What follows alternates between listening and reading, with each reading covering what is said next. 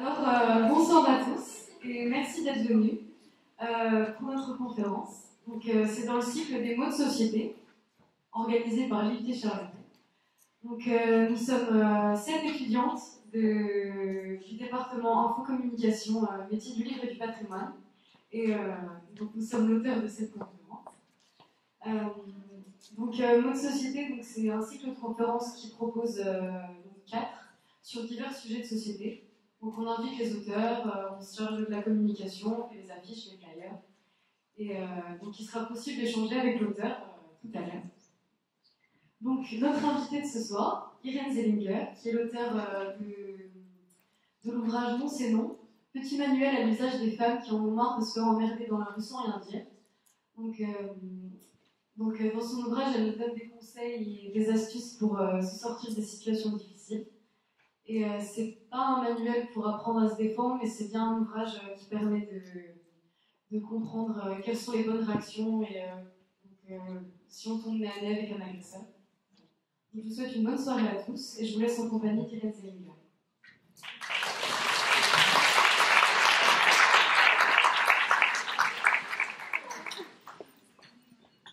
Je voulais d'abord remercier Camille, Sacha et les autres dont malheureusement je n'ai pas retenu tous les noms qui m'ont aidé ici à Nancy. Ça m'a fait découvrir un nouveau coin de la France que je ne connaissais pas. Peut-être sur ma personne, je suis autrichienne, ce qui explique mon petit accent, et j'habite en Belgique, ce qui explique des choses comme moment, escalage, vous connaissez. Et pour ce soir, je me suis dit, on m'a laissé plus ou moins ma vie pour vous raconter ce que j'ai envie de vous raconter. Donc, je vais vous raconter ce que moi, personnellement, je trouve le plus intéressant. Mais si jamais ce n'est pas ce que vous trouvez aussi le plus intéressant, n'hésitez pas, pendant la séance des questions-réponses, de poser toutes les questions que vous avez, venir avec d'autres aspects de mon sujet, etc. Je suis très flexible, vous allez voir. Ouais. Super, merci. Alors, pour commencer, je vais d'abord un peu expliquer d'où je viens, parce que ça sera plus clair pourquoi je dis ce que je dis. Pourquoi est-ce que je commence comme ça? Parce que ces derniers jours, j'ai eu plusieurs entretiens avec des journalistes à cause de ce qui s'est passé à Cologne. Je ne sais pas si vous avez vu, voilà. Et je me suis rendu compte que si je dis juste ce que je pense du sujet, les gens ne comprennent pas pourquoi je pense ce que je pense. Donc je vais devoir commencer au début et je vais vous raconter le plus profond fond de ma pensée. Alors, d'où je viens, c'est de là, donc de l'association Garance à Bruxelles. C'est donc une ASBL, c'est une abréviation très belge pour Association sans but lucratif. Je pense qu'en France, ça s'appelle Association Loi sans. Voilà, ce truc-là. Et on est une association féministe, on n'en cache pas, on le réclame haut et fort, partout où on va. Et notre mission, c'est la prévention primaire de violences basées sur le genre. Est-ce que tout le monde sait ce que c'est le genre?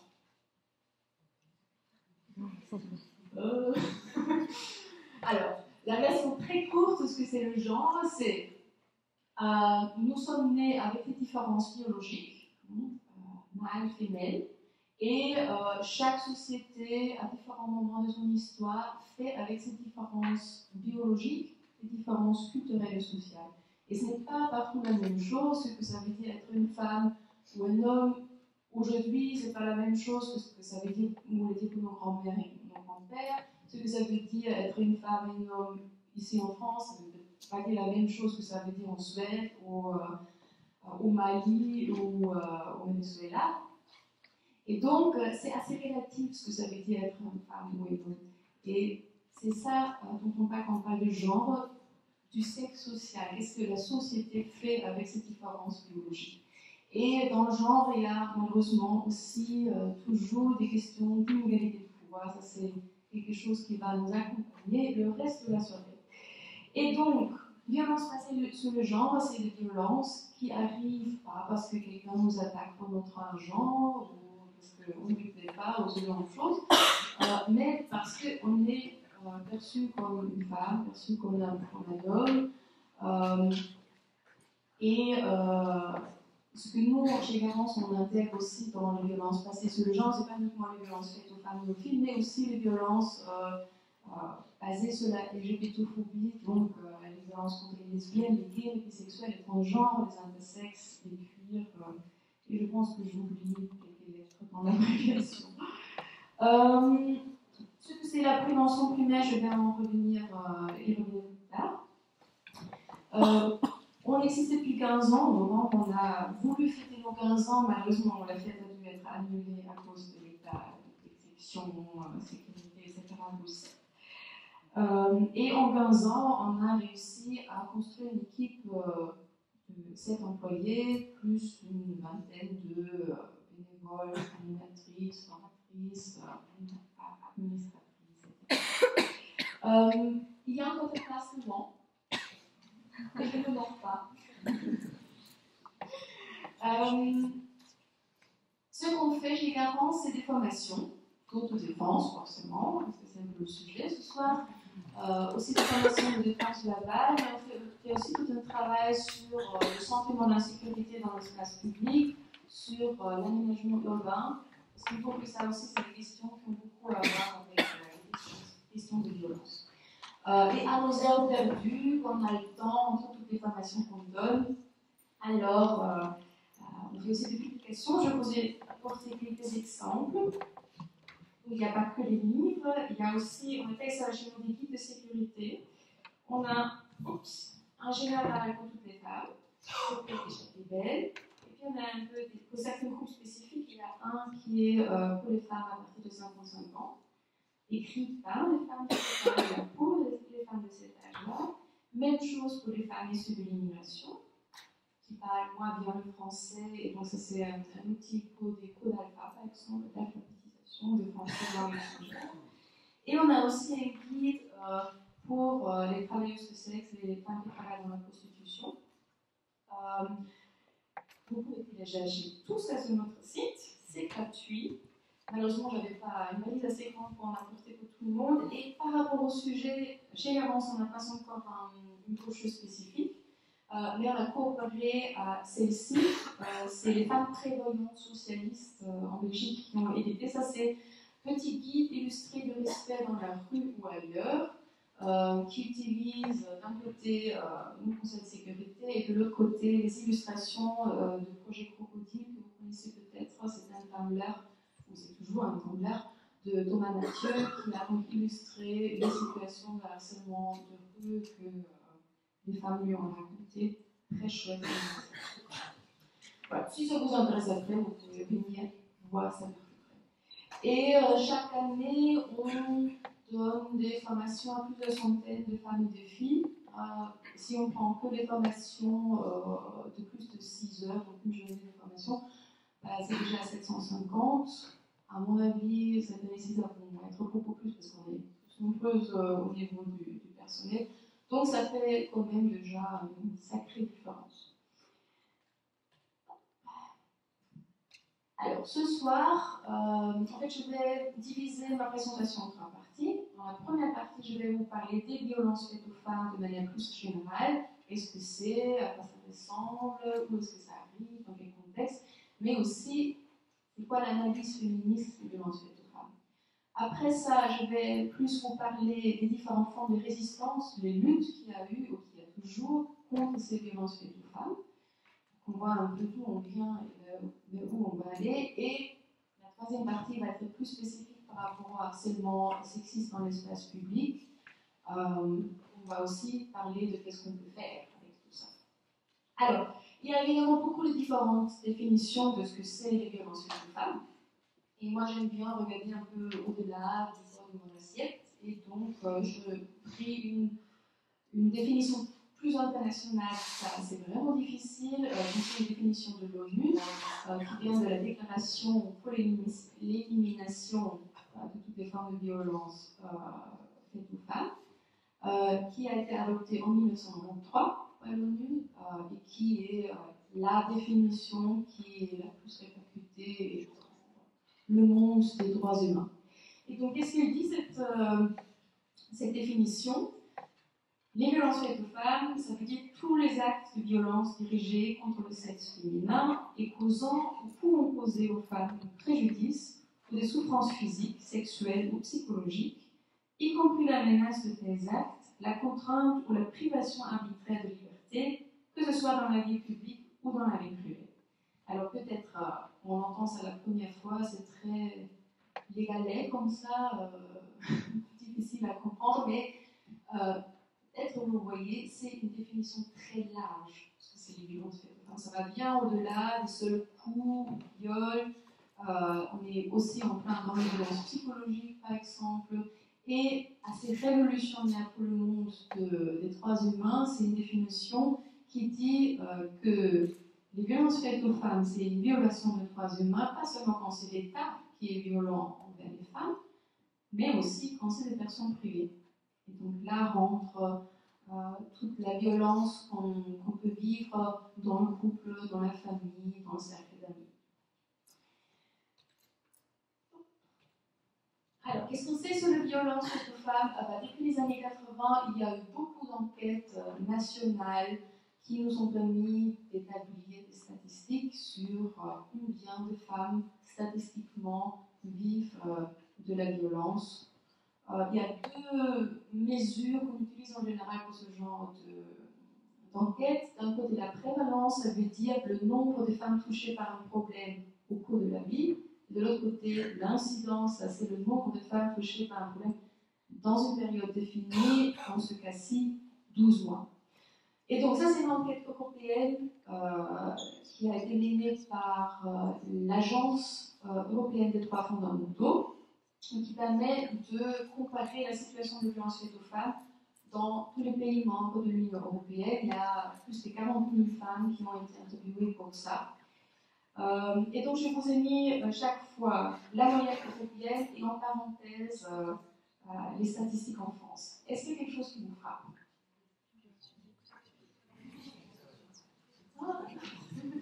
Oui. Moi j'ai juste une question.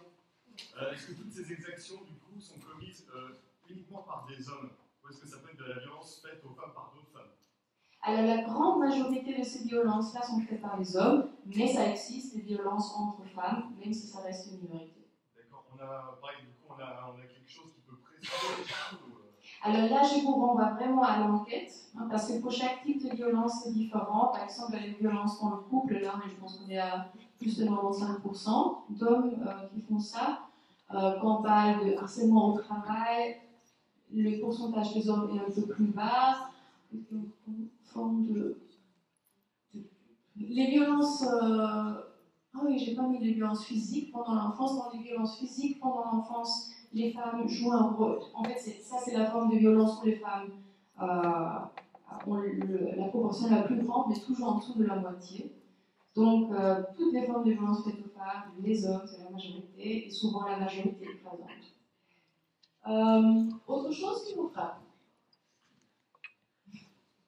Qui vous...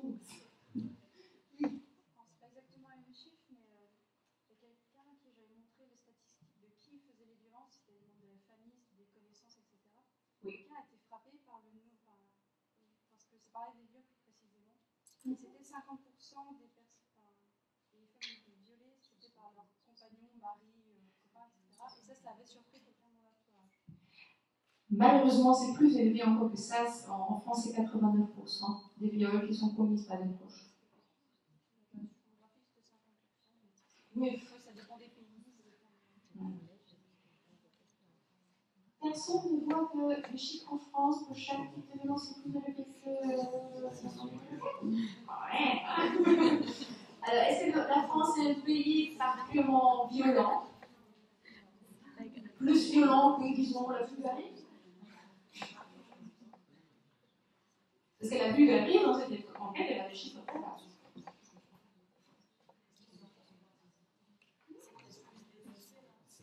Ah! Donc, on peut se demander, est-ce que c'est une réelle différence du niveau de violence dans une pays, ou est-ce que ça a à voir avec le contexte culturel qui permet aux femmes d'en parler ou pas, qui permet aux femmes d'identifier des choses qui leur sont arrivées comme de la violence ou pas. Et on peut aussi se demander, peut-être peut-être aussi dans une société où les femmes, où les droits des femmes sont plus avancés que dans une autre, ça fait peur à certains hommes qui alors deviennent plus violents pour rattraper le coche. Donc il y a différentes interprétations possibles de faits quantitatifs, et si on ne fait pas d'enquête qualitative qui vont compléter le seul chiffre, on sait qu'on ne sait pas dire grand-chose. Tout ce qu'on sait dire est que l'heure est grave, il y a vraiment beaucoup de violence. Oui. Il y a peut-être une autre explication, c'est tout simplement la perception, parce que c'est pas forcément objectif. Dans une société plus traditionnelle, certains comportements paraissent pas être une violence faite aux femmes. Et dans d'autres pays, les droits des femmes sont plus avancés, une susceptibilité qui augmente.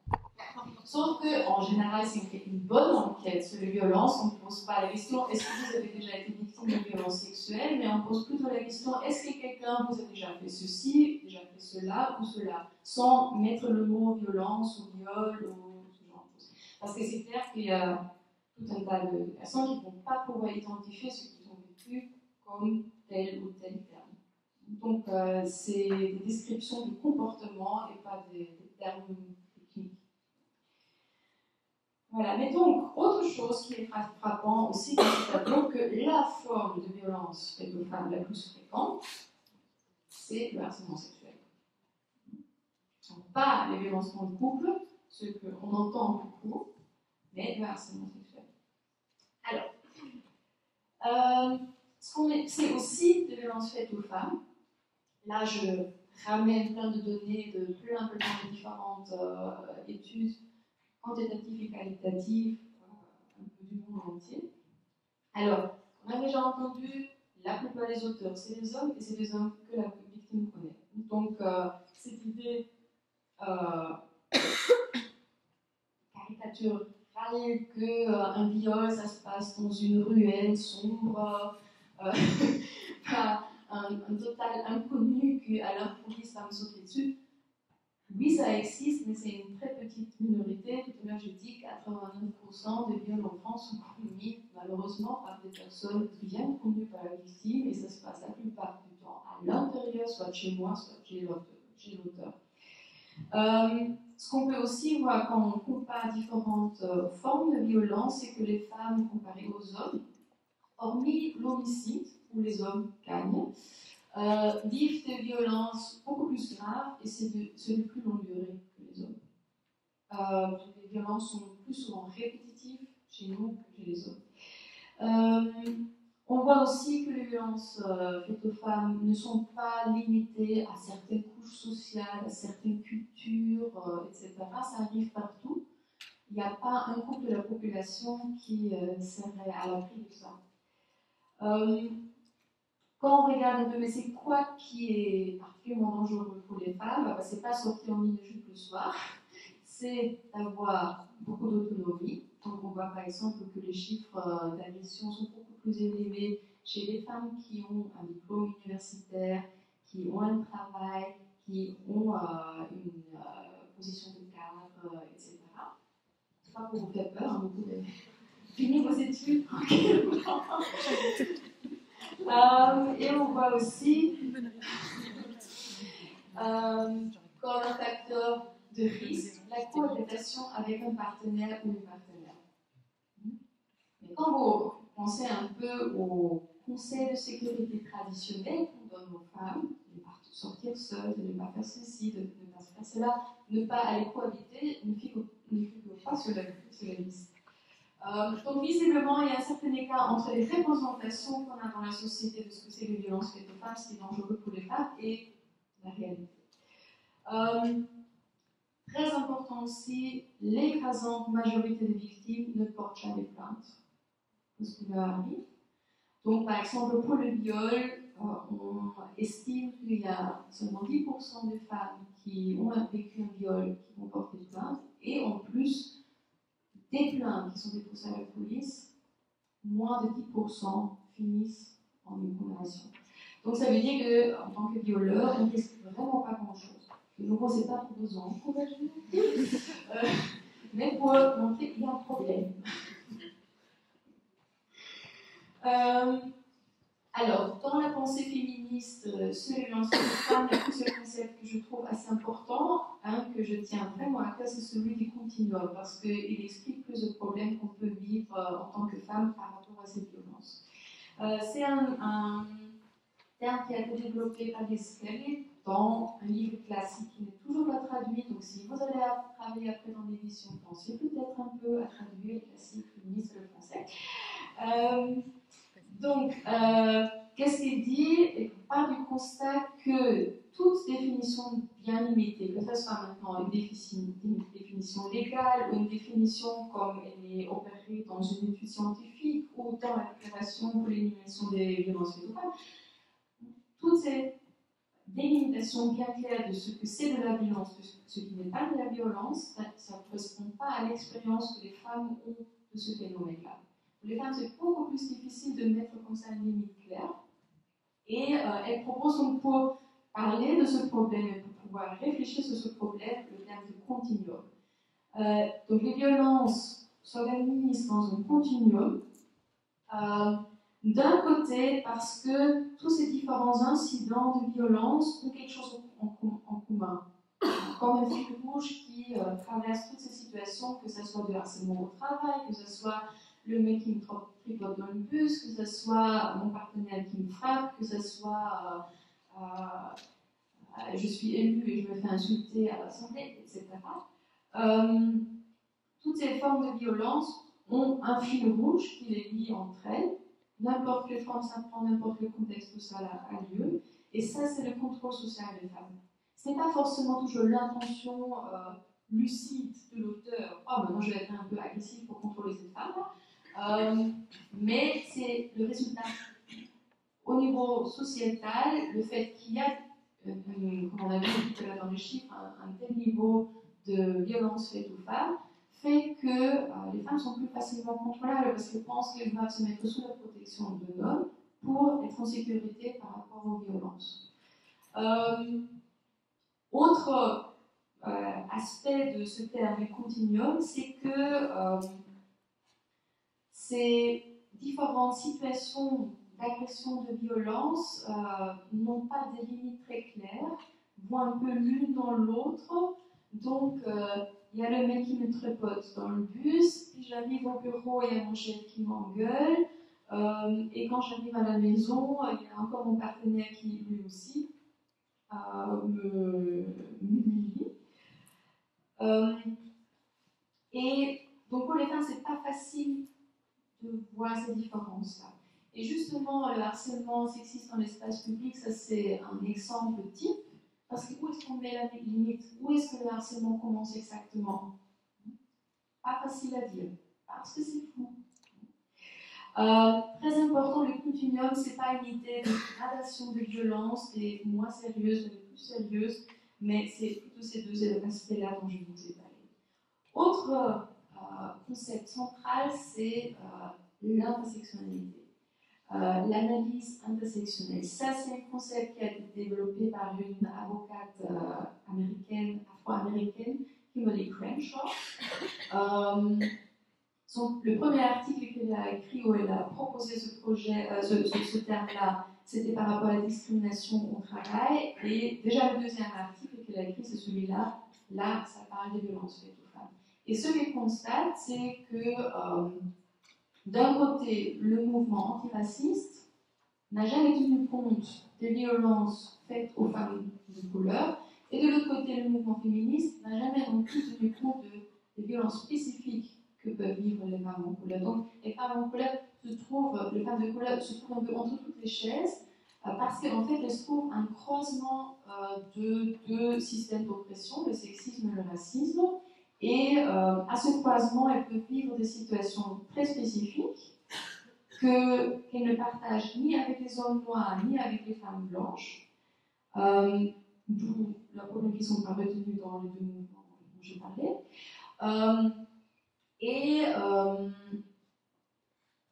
J'ai perdu mon fil.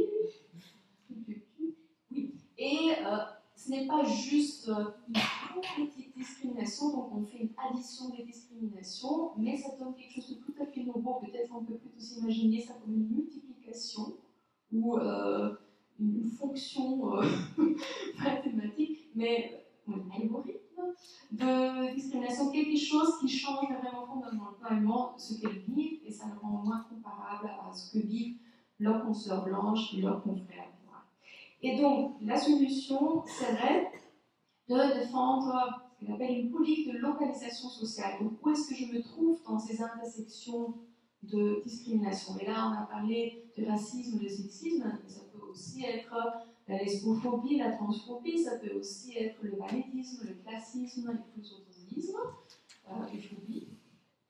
Donc, il y a moyen de combiner ça de manière assez créative. Et aussi de former des alliances. Alliance, ça veut dire que je travaille avec quelqu'un qui ne partage pas forcément toutes mes expériences. Donc, par exemple, en tant que femme noire, je pourrais travailler avec des féministes blanches qui devraient être solidaires avec moi par rapport à ce que moi je vis comme spécifique. Au lieu d'une politique d'identité universelle, nous, les femmes, on est toutes pareilles et on a tous les mêmes problèmes. C'est logique, c'est clair? Oui. On tourne la page. Ça commence.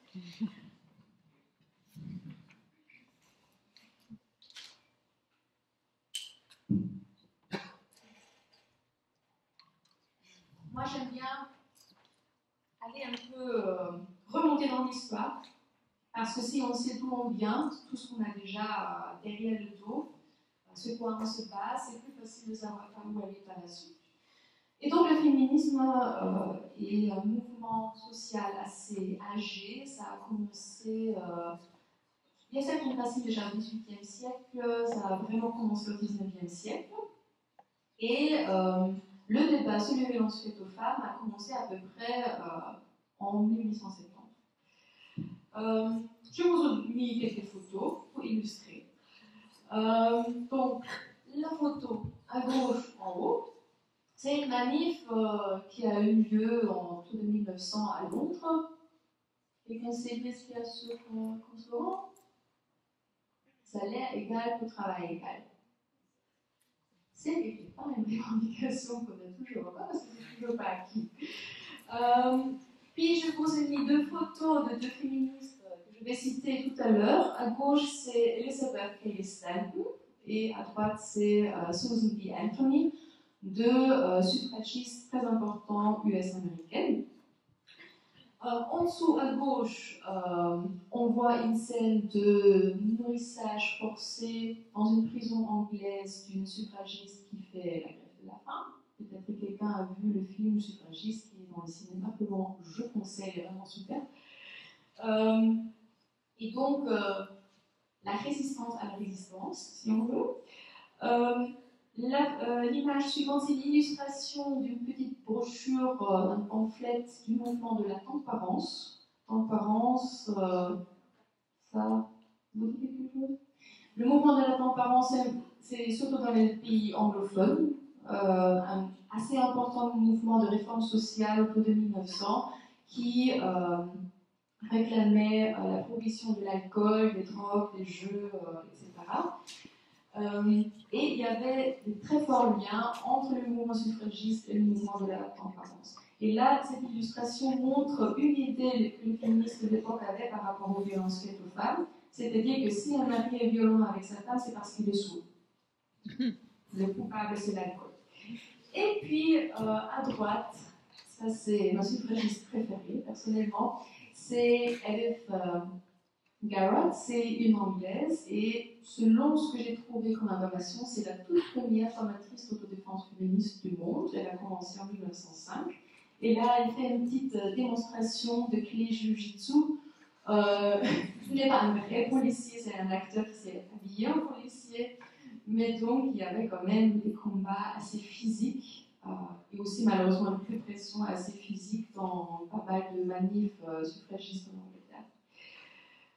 Voilà. Donc, c'est ce qu'on appelle la première vague de féminisme.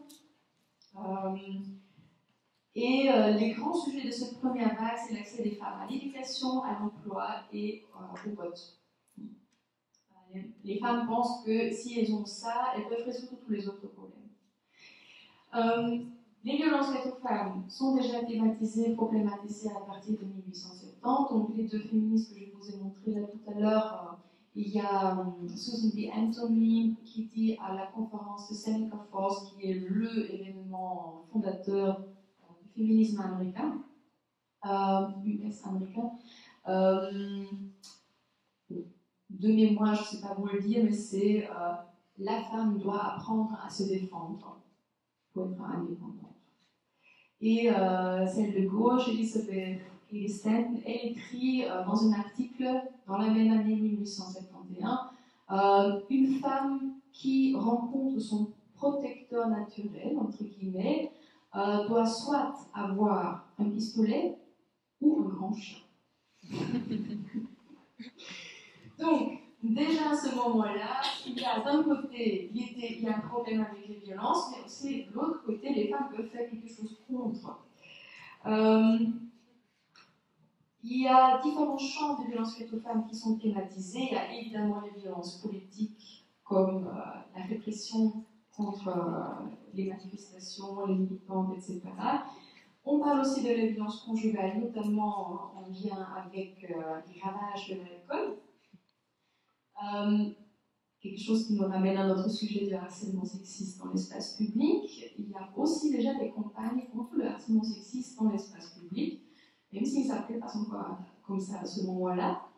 Donc, par exemple, aux États-Unis, autour de 1900, les médias commencent à rapporter plein d'incidents de ce qu'ils appellent mashing, donc c'est de la drague super lourde, des attouchements jusqu'au viol dans l'espace public.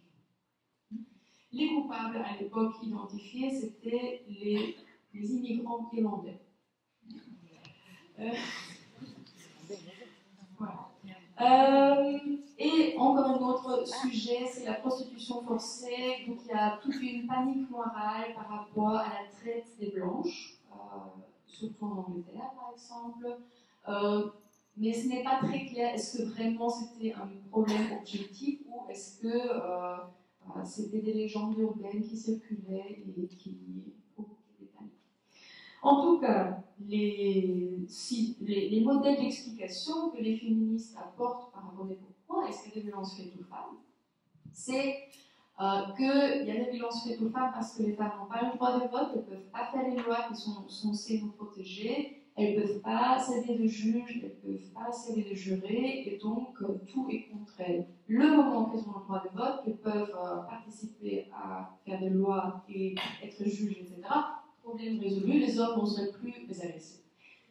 On a tout ça, les blancs sont tous là, donc malheureusement ça n'a pas marché. Autre idée, c'est donc l'alcool, et puis aussi, argument très important, les hommes sont tout simplement immoraux. Et c'était un argument très fort pour le droit de vote des femmes. Les femmes sont les protectrices de la morale publique, parce qu'on ne peut pas faire confiance aux hommes, vous voyez bien ce qu'il faut. Et donc les formes de résistance qui ont émergé à l'époque, outre la militance politique générale, l'autodéfense féministe,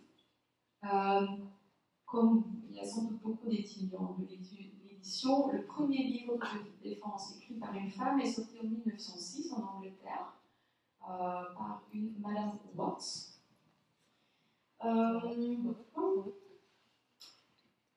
Autre forme de résistance, c'est de créer des services d'aide pour les femmes qui sont victimes de violences. Et un sujet vraiment très important à l'époque, c'est les filles tombées. Donc, on considérait que c'était la responsabilité des femmes de sauvegarder leur chasteté. Et donc, dès le moment qu'ils avaient des contacts sexuels, qu'ils soient consensuels ou pas, elles étaient perdues. Moralement. Plus à récupérer. Et donc, très difficile de trouver du boulot si, par exemple, on a un gosse en dehors du mariage. Souvent, elles étaient exclues de la famille, elles n'avaient plus aucun soutien. Et donc, il y a des féministes qui ont créé des maisons d'accueil pour des filles tombées. Et autre chose aussi qui s'est passé, c'est des réformes légales. Notamment, il y avait pas mal de campagnes pour lever l'âge de la majorité sexuelle chez les filles, parce que bon, ça dépend un peu du pays, mais il y avait des pays où l'âge de la majorité sexuelle c'était 8 ans. Oui. Et donc, il y avait des boulot par rapport à ça. Et il y avait à l'époque aussi dans beaucoup de pays des lois par rapport à la séduction. Parce qu'en fait, les lois par rapport au viol étaient tellement limitées que c'était très difficile d'obtenir gain de cause en tant que femme violée. Et donc, il y a beaucoup de féministes qui ont proposé des lois par rapport à la séduction, disant que un homme qui a une relation sexuelle avec une femme en lui promettant le mariage et après il ne se marie pas avec, la femme elle a un droit à un dédommagement puisqu'elle perd toute chance de se marier et d'avoir une vie assurée du côté financier. Voilà. Ça c'était il y a une centaine d'années. Puis est arrivée la Première Guerre mondiale qui a interrompu très fort tout ce qui était mouvements sociaux réformateurs parce qu'il fallait se rallier à la cause nationaliste.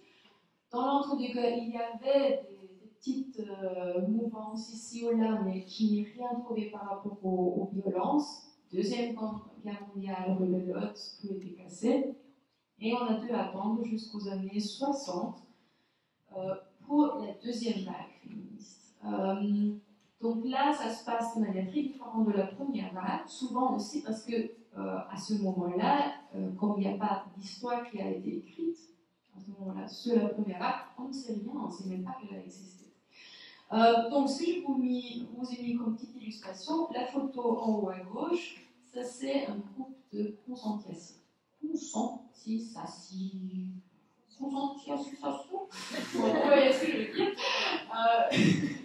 Donc ça c'était une manière de s'organiser tout au début de la deuxième vague féministe où les femmes se rencontraient en groupe et s'échangeaient leurs expériences de la vie quotidienne, que ce soit le travail, la vie sexuelle, la vie de couple, ce qu'ils vivent dans l'espace public, etc., etc.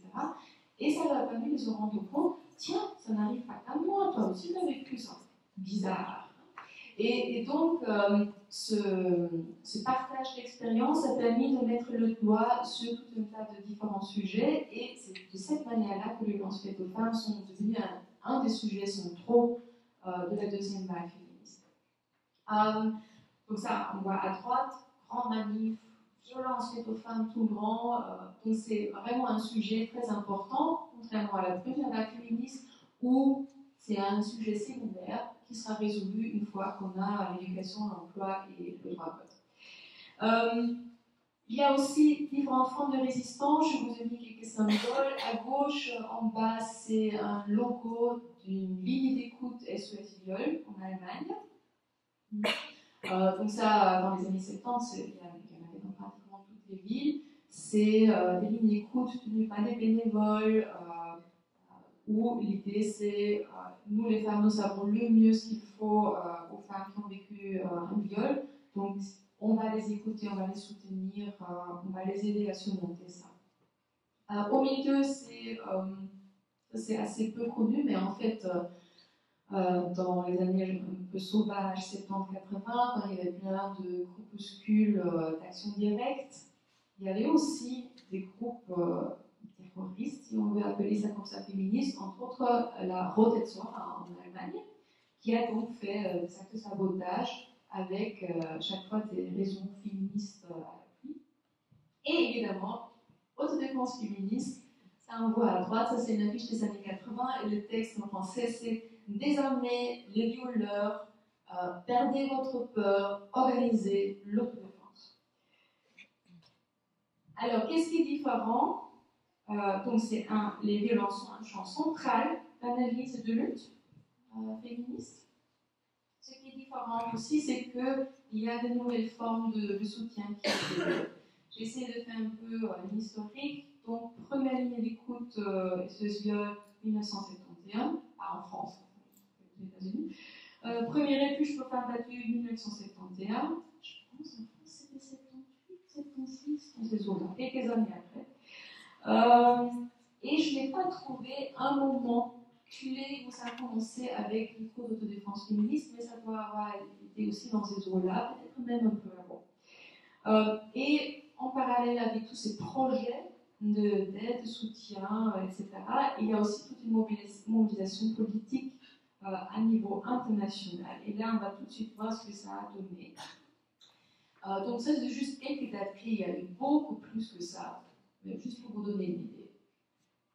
La deuxième vague féministe, elle commence 69, 70, 71, ça dépend un peu du pays. Et en 75, l'ONU déclare le 25 novembre Journée internationale de lutte contre les violences faites aux femmes. Donc ça n'a pris que quelques années que toutes ces mobilisations politiques ont fait que ce PMO d'organisation internationale qui n'est pas vraiment l'avant-garde féministe et fait quelque chose de féministe. En fait, c'était lors de la première conférence mondiale des femmes au Mexique, 1975. Et quelqu'un a une idée pourquoi elles ont choisi le 25 novembre? En fait, le mouvement féministe latino-américain utilisait déjà le 25 novembre à ce moment-là comme une journée de lutte contre les violences faites aux femmes parce que c'était le journée de l'assassinat des sœurs Mirabal. C'était 3 sœurs qui ont été des militants dans la résistance contre le régime Trujillo en République dominicaine et qui ont été assassinées un 25 novembre. Et comme la première conférence mondiale sur les femmes a eu lieu en Mexique, l'ONU a trouvé sympa de donner quelque chose aux femmes latino-américaines. Donc, on prend la même date que vous, on reconnaît. L'année après, à Bruxelles, il y a eu le tribunal international des crimes contre les femmes, grand rassemblement féministe autonome qui a justement mis en avant toutes les différentes formes de violence faites aux femmes, y inclut le harcèlement sexiste dans l'espace public. Si ça vous intéresse, il y a quelqu'un qui a mis tous les papiers de cette conférence-là en ligne. En 81, est entrée en force CEDAW, la Convention pour l'élimination de toutes les formes de discrimination faites aux femmes. C'est le premier instrument de droits humains qui reconnaît les discriminations des femmes comme une violation des droits humains. Très très important pas. 92, au niveau européen, on a une recommandation de la Commission européenne à l'époque sur le harcèlement sexuel au travail. Et c'est grâce à cette recommandation européenne qu'aujourd'hui, tous les pays membres de l'Union européenne ont une loi par rapport à ça, sinon on l'aurait toujours pas. Même année, lors de la guerre en Bosnie, tout d'un coup, la conscience publique a compris que quand il y a des conflits armés, le viol est utilisé de manière systématique comme arme de guerre. C'est pas qu'avant il n'y en avait pas, mais c'est là la première fois, comme c'était beaucoup plus près de chez nous, et des Européennes comme nous, etc. Ça a tout de suite pris d'autres mesures que quand ça se passe très loin chez nous. Et en 1995, 95, oui, heureusement qu'il y a les chiffres sur la présentation, il y a eu la 4e conférence mondiale des femmes à Pékin qui a adopté un plan d'action très très fourni sur comment arrêter les discriminations, surmonter les inégalités, et les violences étaient un des grands sujets dans cette plateforme. Et très récemment, nous avons au niveau du Conseil de l'Europe la Convention d'Istanbul, qui est en fait le premier instrument légalement obligatoire de droits humains par rapport aux violences faites aux femmes. Avant, il n'y avait que des déclarations, etc. Là, c'est la première fois qu'il y a une convention spécifique par rapport aux violences faites aux femmes. Et les États ratifiant cette convention s'engagent à atteindre un certain niveau par rapport à la législation, les services d'aide, la prévention, etc. Donc, c'est prometteur ce truc. Pour vous toucher quand même un petit mot aussi de l'autodéfense féministe, de nouveau, il y a beaucoup de différentes définitions. Une que je trouve très utile, parce que très parlante, c'est que l'autodéfense féministe, c'est tout ce qui rend la vie un peu sûre. Donc, ce n'est pas juste quelques coups de gratter. C'est tellement plus que ça. On n'a rien à voir avec le Krav Maga, le systéma ou n'importe quelle autre technique d'autodéfense, mais qui est limitée à la seule défense physique. Parce que ce qui se passe en l'autodéfense physique, c'est que tout est basé sur une analyse féministe et intersectionnelle des violences faites aux femmes. Donc on essaie de d'abord comprendre le problème avant qu'on cherche des solutions. On tient aussi compte de toutes les formes de violences faites aux femmes. Ce n'est pas que les agressions dans l'espace public. Donc il y a quelques années, il y a une association de Krav Maga qui a sorti une vidéo avec la participation de Muriel Robin sur l'autodéfense des femmes, et ça ne parle que des agressions dans l'espace public. Comme si à la maison on était complètement en sécurité. C'est aussi un espace de non-mixité, parce qu'on considère que si on veut travailler sur notre propre sécurité et émancipation, il faut d'abord avoir un cadre de sécurité où on peut se rencontrer, on peut co-construire des solutions, et on n'a pas besoin d'hommes présents qui nous disent ce qu'il faut faire. L'autodéfense féministe utilise une pédagogie de l'autonomie et s'inscrit avec ça dans la mouvance de l'éducation populaire. Et au niveau des contenus, donc on vise forcément l'autonomie et la prévention de violence, mais au niveau des contenus, il y a toute une partie pour fomenter la réflexion critique des femmes par rapport à la situation de vie, par rapport à leur expérience de violence, de discrimination et de plein d'autres choses en plus. Il y a un fort accent sur tout ce qui est préventif, donc qu'est-ce que je peux faire pour désamorcer des situations avant que ce serait légitime de frapper. Et c'est pourquoi la défense physique prend jamais plus que la moitié du temps. Voilà. Alors, finalement, on arrive au harcèlement de rue. Ce qui est un terme que je n'aime pas trop parce que ce n'est pas la rue qui harcèle. Moi, je trouve que le harcèlement de rue, c'est un peu. La personne qui est harcelée, il y a la personne qui harcèle, il n'y a pas de raison pour ça. C'est dans la rue. Donc, qu'est-ce que c'est? Une définition que je trouve de nouveau utile et agréable, c'est que c'est toutes les pratiques intrusives des hommes dans l'espace public. Intrusive parce que ça me permet justement de travailler avec ce continuum de violence, qu'il n'y a pas de limite claire à partir de quand c'est du harcèlement et quand est-ce que ça peut encore aller. Et la différence entre intrusive et pas intrusive est assez simple. Imaginez-vous, vous devez demander le chemin à quelqu'un dans la rue. Comment est-ce que vous y prenez? Vous n'allez pas lui foncer dessus, le surprendre. Vous n'allez pas d'abord le poursuivre pendant 100 mètres pour finalement lui poser des questions. Vous n'allez pas le menacer pour qu'il vous dise le chemin. Vous n'allez pas l'insulter pour qu'il vous dise le chemin. Et on s'excuse, excusez-moi, madame ou monsieur. Donc on prend plein de précautions pour que l'autre le prenne par mal. Parce que si je m'adresse dans l'espace public à quelqu'un que je ne connais pas, où il n'y a pas déjà un lien établi, l'autre pourra le prendre mal, parce que c'est une intrusion. Et ce qui se passe aussi quand je demande le chemin à quelqu'un dans la rue, c'est que quand je me rends compte qu'il n'a pas envie de me parler, qu'il ne sait pas, qu'il a peur de moi ou quoi au reste, je le laisse tranquille. Je ne lui demande pas encore une fois plus où est la cathédrale, je ne sais plus comment elle s'appelle aussi. Donc, c'est ça la différence entre des pratiques intrusives et des pratiques respectueuses. Dans les pratiques respectueuses, je prends des précautions pour que l'autre le prenne pas mal et j'attends pour voir est-ce que c'est réciproque, est-ce que l'autre veut bien me répondre. Dans le harcèlement de rue, on a ni l'un ni l'autre. C'est plus clair comme ça? Non. Alors, quelque chose qui est très important pour nous, c'est qu'il ne faut pas, même si on a maintenant le terme harcèlement sexiste dans l'espace public, séparer ça des autres formes de violence faites aux femmes, parce qu'ils sont liés, si on continue. Où est la différence entre un mec qui me met la main aux fesses dans le bus et mon chef qui me met la main aux fesses à la photocopieuse?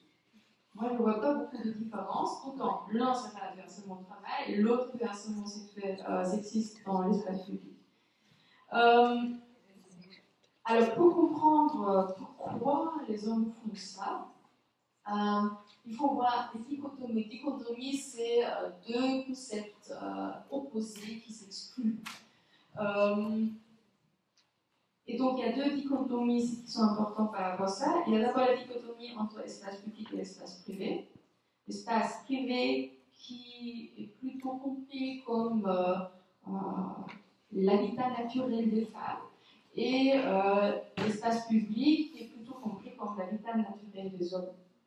Donc, dans une pensée, une réflexion très traditionnaliste, etc., les femmes, c'est la cuisine, les bébés et l'église, et les hommes, c'est la politique et tout le reste.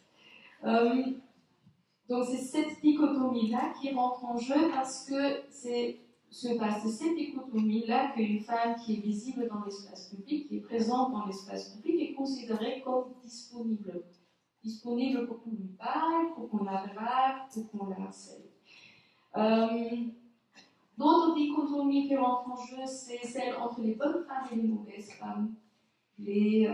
La madone et la putain, celle qui mérite, celle qui ne mérite pas, celle qui provoque ou pas. Ça, on va encore le voir après. Malheureusement, quand on parle d'harcèlement de rue, il y a tout un tas de gens qui pensent que c'est la faute des femmes parce qu'elles prennent des risques, parce qu'elles habillent d'une certaine manière, elles sont allécheuses, etc. Moi, je considère que je n'ai pas le pouvoir de forcer des hommes à faire des choses qu'ils n'ont pas envie de faire. Même si on est là, quoi. Les hommes sont tout à fait capables de faire leurs propres décisions, libre arbitre, tout le tralala. Donc, ils sont responsables, c'est pas moi de ce qu'ils font.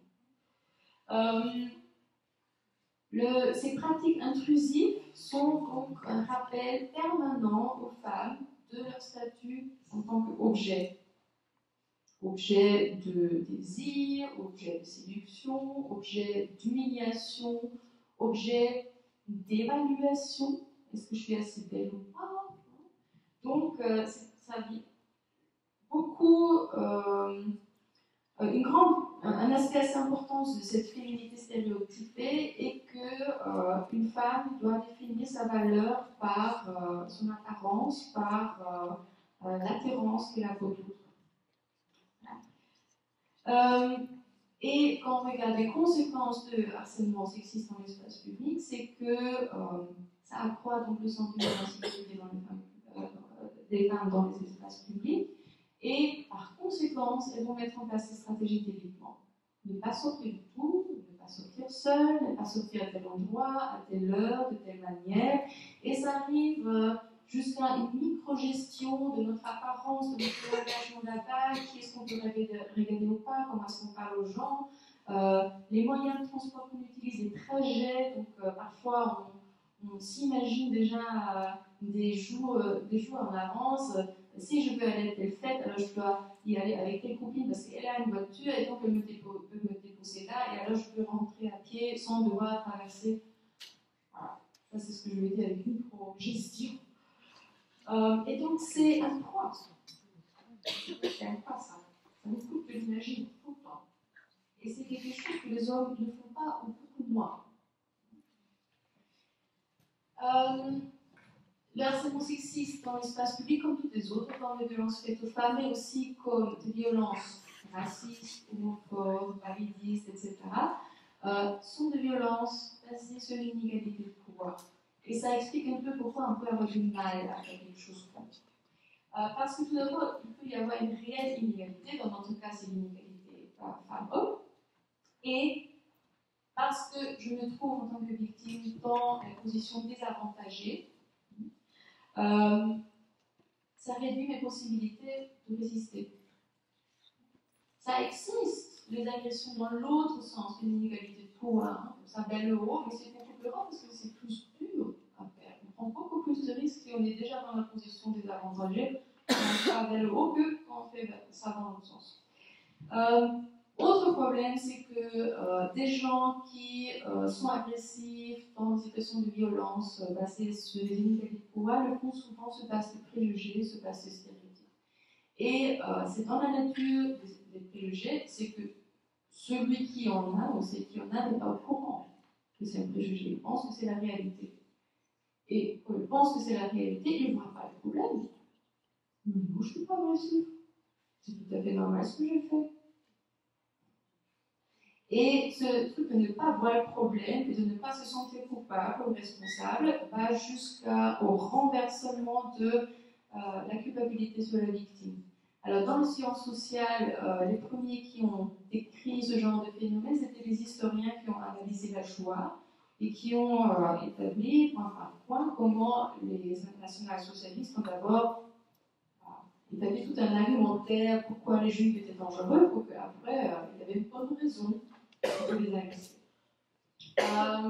Et donc, ça, c'est des discours, évidemment, à plus petite échelle, que c'est parce qu'elle portait une mini-jupe, parce qu'elle a tel endroit là, parce qu'elle était saoule, parce qu'elle a trop souri, parce qu'elle ne s'est pas fait respecter. Donc, c'est tout de la faute aux femmes.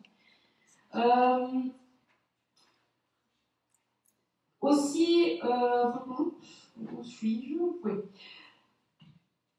Donc, comme on a déjà parlé du continuum tout à l'heure, c'est souvent difficile de définir le début d'une situation de harcèlement, parce que si je peux faire de la psychologie à 5 balles, quelqu'un qui agresse les autres pour se sentir plus fort, il n'a pas beaucoup de confiance en soi, donc il ne peut pas prendre beaucoup de risques. Soit il agresse plusieurs, ça va se voir vite, mais il peut aussi, s'il est seul, attendre de tenter le terrain, tester les limites de la victime, et donc il va faire des petites choses subtiles, un petit regard ici, une petite remarque là, et si l'autre ne réagit pas, je rajoute une couche.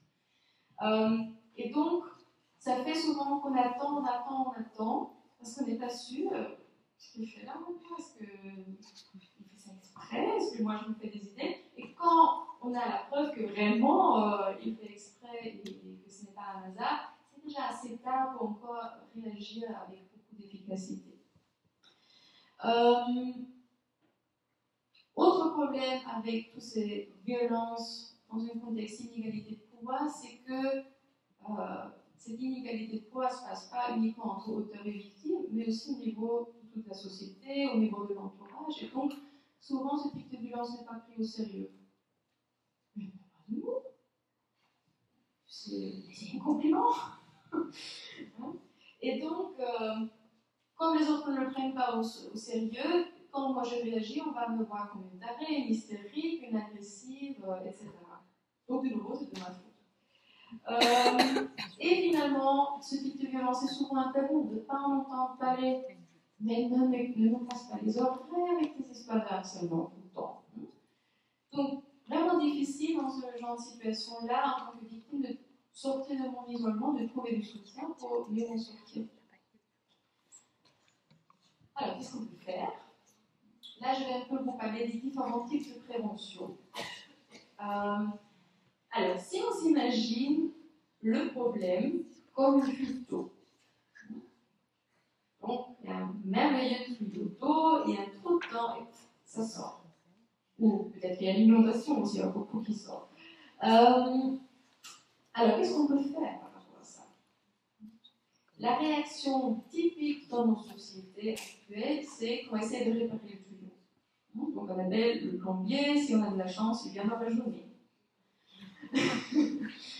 Donc, au niveau des violences faites aux femmes, ce serait il y a une femme qui a été victime de violences, elle est traumatisée, elle peut faire une psychothérapie, elle peut aller à l'hôpital pour guérir ses blessures. Et par rapport à l'homme qui a été violent, on va essayer de le mettre en prison pour le réformer, etc. Ou il va dans un groupe de responsabilisation d'auteur pour qu'il apprenne que ce qu'il fait, c'est vraiment pas bien. Mais donc, des avantages, il faut déjà une fuite pour pouvoir faire tout ça. Quand les choses sont un peu plus avancées, alors on fait aussi de la prévention secondaire. Ça, ce serait, par exemple, avoir comme ça un système de détection pour savoir le plus tôt possible quand il y a une fuite et pas quand tout est sous l'eau. Et aussi de proposer alors immédiatement une aide et pas dans 3 semaines quand le plombier a le temps. Donc là, il y aurait par exemple des lignes d'écoute violence faites aux femmes, ce serait des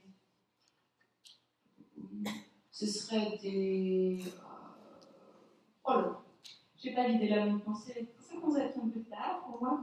Et finalement, il y a la prévention primaire.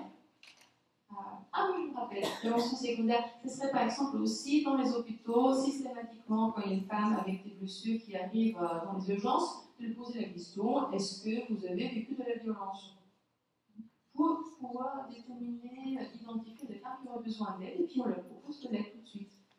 On les laisse même pas rentrer à la maison, tout de suite, elles n'ont rien de l'aide. Prévention primaire, là, on fait quelque chose pour qu'il y ait moins de fuites. Qui n'est même pas le problème.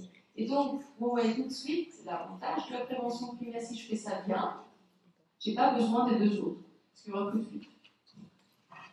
Alors, qu'est-ce que ça pourrait vouloir dire au niveau de harcèlement? Alors, je peux d'un côté changer le contenu des tuyaux. Le contenu des tuyaux, c'est pour moi ce qui se passe plus au niveau individuel, dans la tête de chacun, chacune, les comportements qu'on a, etc. Le tuyau en soi, ça c'est la société, les normes de la société qui nous entoure. Alors, l'idée de changer ce qu'il y a dans les tuyaux, c'est que, alors s'il y a une fuite, il y a peut-être moins de dégâts. C'est déjà ça le gagner. Qu'est-ce qu'on peut faire par rapport à ça? Comme on dit si bien chez nous dans la conseil féministe, développer des masculinités et fémininités alternatives. Ce qui en gros veut dire on apprend aux hommes et aux garçons comment ne pas être violent, comment ne pas être dominant, et on apprend aux filles et aux femmes comment détecter des situations problématiques, domination, violence, et comment s'en sortir plus ou moins bien. Donc là, vous voyez, l'autodéfense féministe va surtout dans ce deuxième petit point. Autre chose qu'on peut faire pour minimiser les dégâts, réduire les dégâts, c'est de tenir les auteurs et les témoins responsables. Parce que là, c'est souvent, quand il s'agit de harcèlement sexiste dans l'espace public, il y a des témoins qui ne font rien. Et évidemment, aussi de soutenir les victimes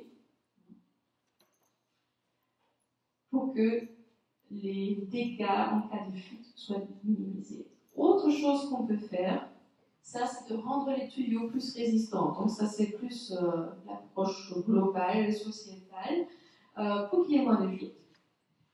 Donc par exemple, créer un climat de non-tolérance du harcèlement, avec des campagnes, avec des lois, avec un travail en éducation par les pairs, avec plein de choses qu'on peut s'imaginer qui pourraient mener à une situation où un mec qui fait une remarque sexiste, qui appelle une fille salope en passant, il est mal vu par tous ses copains. Et quel genre de mec est-ce que tu es de faire ça? Autre chose qu'on pourrait faire dans ce registre-là, c'est de faire de la prévention primaire une affaire de citoyenneté. Parce que pour le moment, on a un peu le réflexe toujours d'attendre que l'État, grand, fort, etc., va résoudre les problèmes pour nous. Mais l'État ne peut pas mettre un policier à chaque coin de rue, et en plus, ça ne va forcément pas marcher, même s'il y aurait un policier à chaque coin de rue. Donc, si tout le monde, tous les hommes, toutes les femmes, sauraient comment prévenir les violences et se sentiraient responsables de le faire, pour être un citoyen, une citoyenne, ça c'est une de mes responsabilités, alors ça va diminuer le nombre de fuites. Et ce qu'on appelle en sociologie les conducive contexts, les contextes facilitateurs pour la violence, on peut les interrompre, on peut les diminuer, on peut les défaire pour le rendre moins facile à la violence d'émerger. Par rapport au harcèlement sexiste dans l'espace public, on peut penser à d'autres manières d'aménager l'espace urbain, on peut penser à d'autres manières d'organiser notre mobilité, on peut penser à est-ce que c'est nécessaire d'avoir une femme à moitié nue à chaque coin de rue sur les affiches publicitaires. On peut penser à comment fomenter la cohésion sociale pour que les gens sortent un peu de cet anonymat des grandes villes et se sentent plus responsables les uns pour les autres. Donc là aussi, la liste est longue de ce qu'on pourrait faire. Voilà, ça c'est ce que j'avais envie de vous dire, mais vous avez peut-être questions tout à fait différentes. Par rapport à ça, vous avez aussi envie d'approfondir, ça vous appartient. Je vous écoute.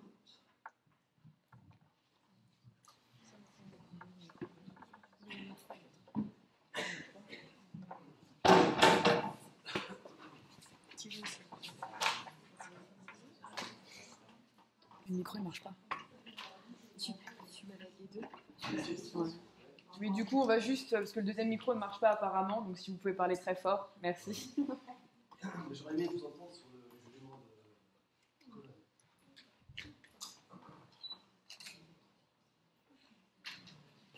Vous avez des questions spéciales par rapport à ça? Tu m'as dit le jugement, quoi. Il n'y est pas été. Je peux commenter.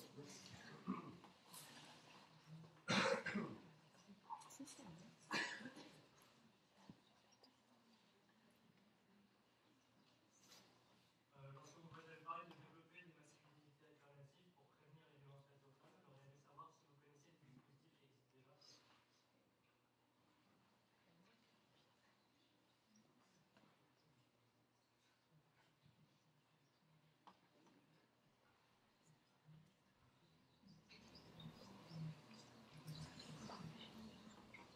Qu'est-ce que vous pensez de la question de la discrimination positive?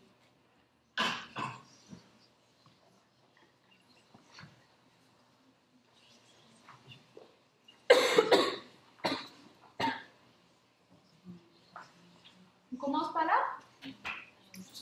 Ah, les aménagements urbains, parce que vous en parlé.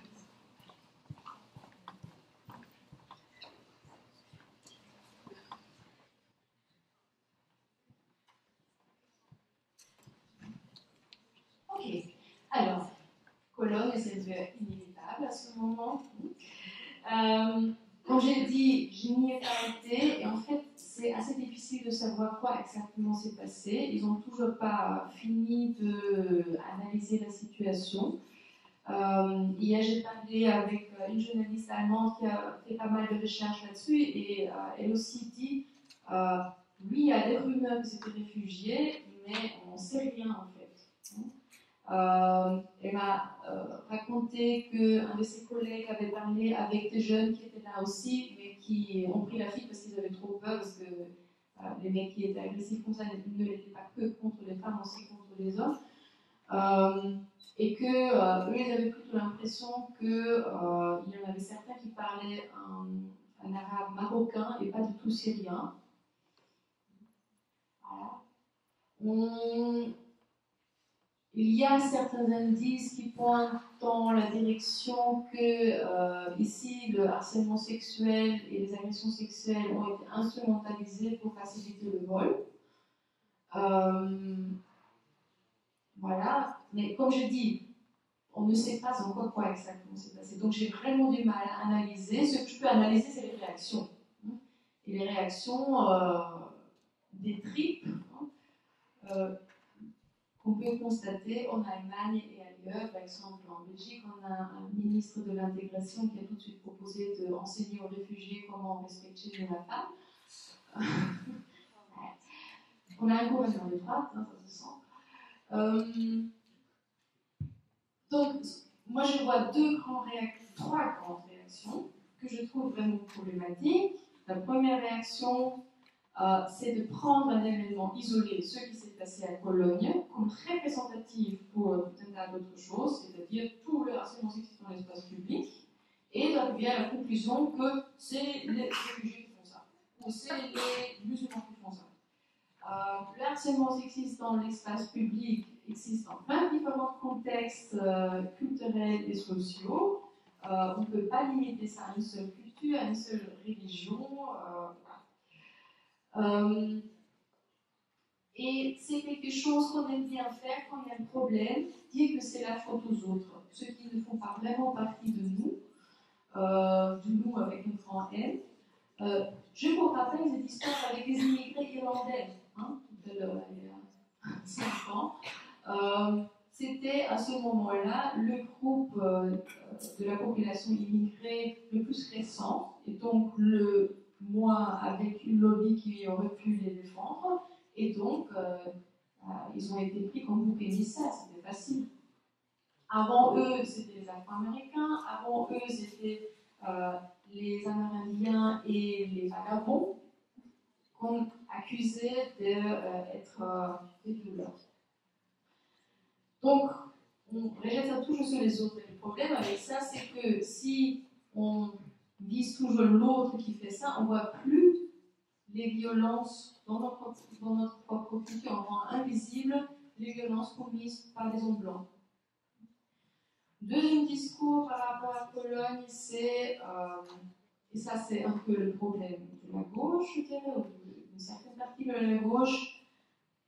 Si les femmes harcelées disent que c'est des étrangers, c'est qu'elles sont racistes. Moi, je parle plutôt de l'idée qu'une femme qui porte plainte pour une agression sexuelle ou autre, je vais en ce premier temps lui croire, parce que c'est très rare que les femmes mentent par rapport à ça, et comme on a vu, c'est beaucoup plus fréquent qu'ils n'en parlent même pas et qu'ils n'osent pas porter plainte. Donc si une femme a déjà à la police, c'est qu'elle a une bonne raison, et il faudrait plutôt l'encourager là-dedans. Mais ce n'est pas parce qu'elle dit que son harceleur était un étranger qu'il faut en tirer la conclusion que tous les harceleurs sont des étrangers. Ce n'est pas elle qui avait dit ça. Hein. Donc, il faut faire attention de ne pas désavouer et décrédibiliser des victimes de violences. Et puis, troisième discours aussi assez typique, il faut de l'éducation, mais de qui et comment comme notre cher Theo Franken en Belgique, les autres, on va leur montrer à quel point nous, on est plus intelligents et plus progressifs et plus avancés par rapport à tout ça. Je ne pense pas que les Belges ou les Français ou les Allemands ont des grandes leçons à donner par rapport à l'égalité homme-femme ou par rapport aux violences faites aux femmes, à qui que ce soit.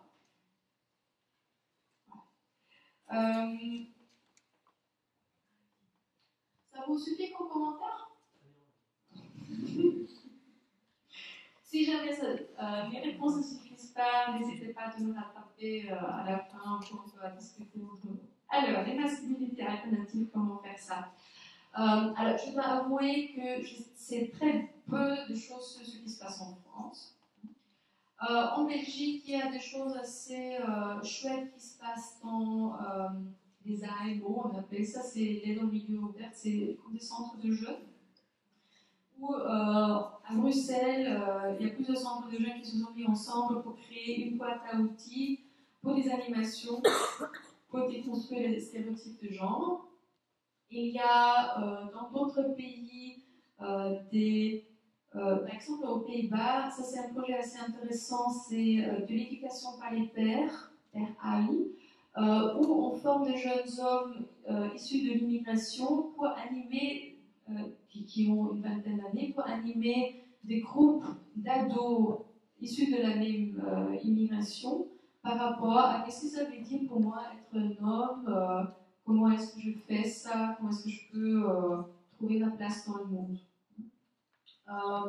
Autre projet, ça c'est américain, états-unien.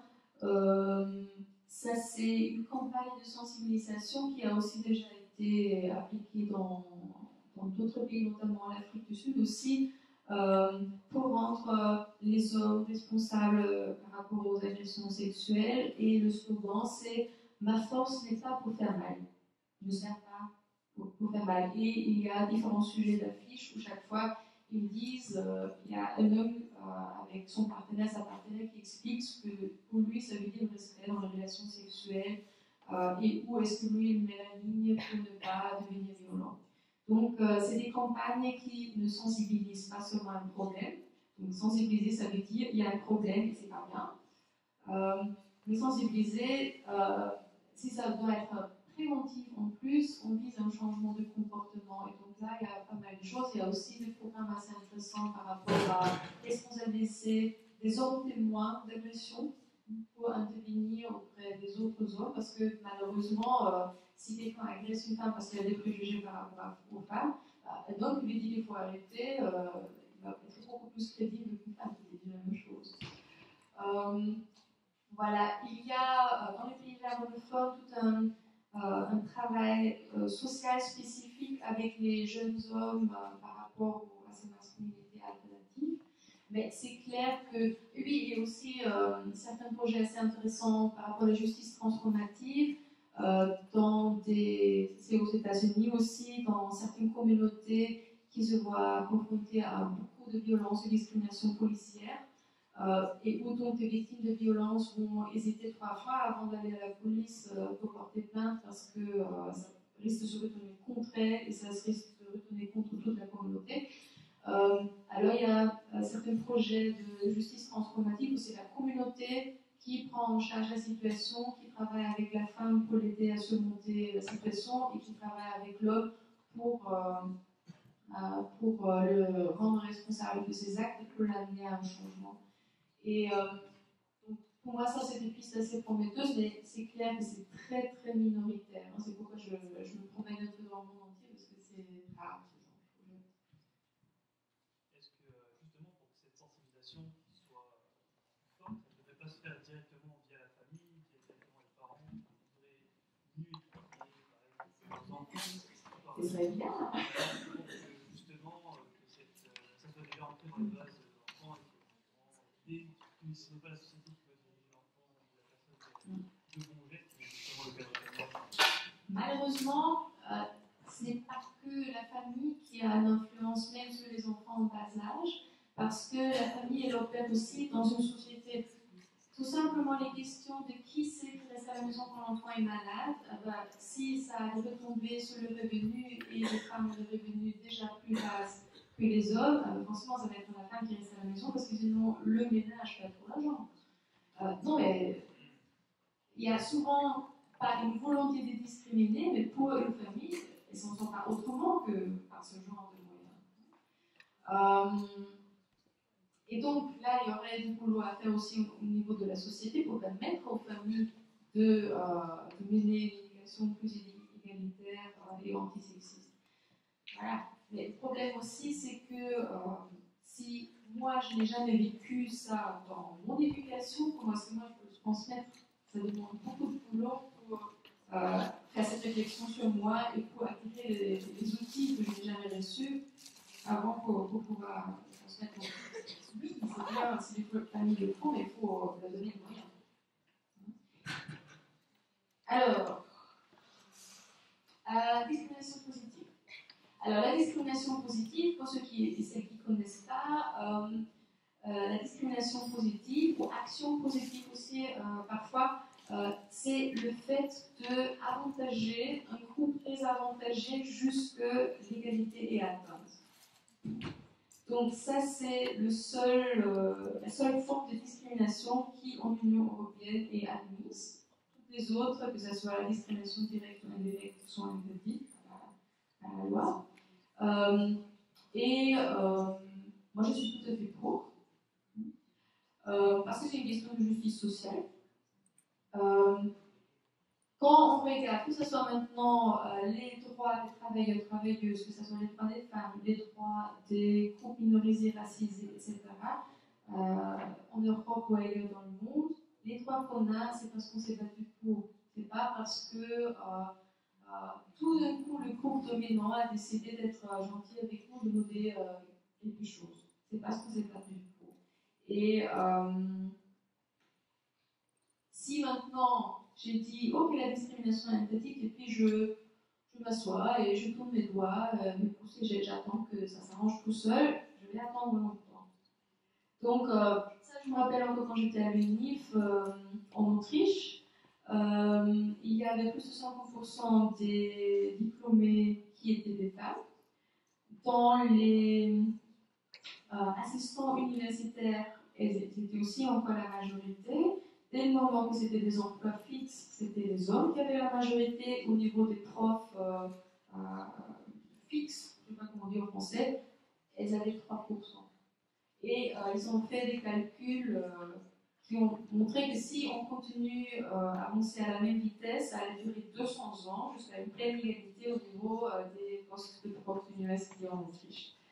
Et moi, je n'ai pas envie d'attendre 200 ans, je ne vais pas le vivre, moi j'ai envie de vivre l'égalité encore de mon vivant. Et donc, moi je suis pour la discrimination positive parce que ça va plus vite. Aménagement urbain. Alors là, je vais aussi aller un peu plus loin. La ville n'est pas aménagée de manière neutre. Quand on aménage un espace, c'est toujours avec des hypothèses, des idées dans la tête de qui va utiliser l'espace, de quelle manière. Et malheureusement, ce qu'on constate en ville aujourd'hui, c'est que les villes ont été aménagées avec en tête l'idéal d'un citoyen mâle, d'âge moyen, avec une voiture, avec un rouleau. Et blanc, on peut aussi. Et tableau, et tout à Et donc, cet aménagement-là de l'espace public fait que pour les groupes privés, il est tout de suite beaucoup moins accessible. Là où ça saute vraiment aux yeux, c'est les personnes à mobilité réduite, mais pensez un peu à c'est qui se promène le plus souvent avec une poussette ou avec des gros sacs de course, etc.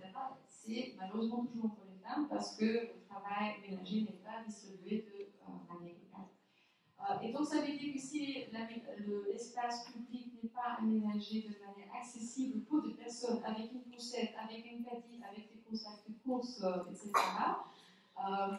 il est moins accessible pour les femmes. Elles vont se sentir moins à l'aise, moins bienvenues, moins chez elles dans l'espace public. Elles vont se sentir comme des étrangères. Et donc, ça contribue déjà au sentiment d'insécurité des femmes. Et si en plus, dans l'aménagement urbain, on ne fait pas attention à les conflits spatiaux qu'on peut créer par l'aménagement, par exemple, créer un lieu particulièrement agréable, mais qui peut, par son aménagement, être investi par un seul groupe et dominé et défendu contre tous les autres groupes, alors vous avez des situations où, à l'entrée du parc, vous avez mis un banc en plein soleil, super agréable, c'est là que les mecs vont se mettre pour reluquer les filles qui passent. Et donc, moi je ne suis pas spécialiste en aménagement urbain en soi. Je n'ai pas toutes les solutions pour comment il faut l'aménager, mais il faut penser un peu à ce qu'on fait quand on fait, pour éviter qu'on crée des situations où l'environnement tactile favorise encore le harcèlement sexiste dans l'espace public.